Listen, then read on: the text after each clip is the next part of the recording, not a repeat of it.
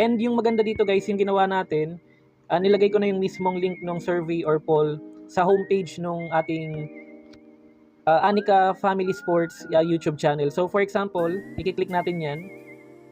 Mari-redirect na kayo kagad sa survey para bumoto. So i-click nyo lang kung sino yung gusto nyong iboto na best legitimate point guard na nararapat based on your opinion for Gilas Pilipinas. Okay?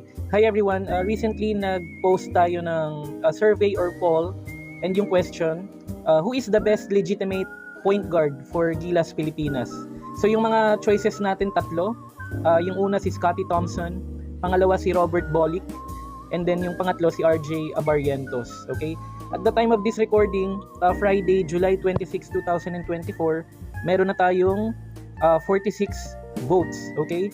And so far, yung leading is si Scottie Thompson na out of the 46 votes, 54% yung bumoto para sa kanya. Okay?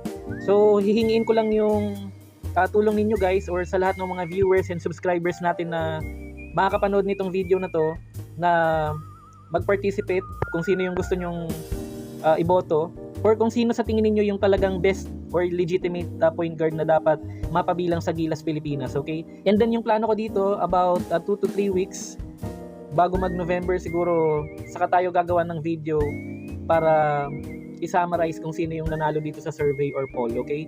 And then ima-match natin siya sa magiging roster na ipapadala ng Gilas Pilipinas or ni Coach Tim Cone sa 2025 Asian Cup qualifiers.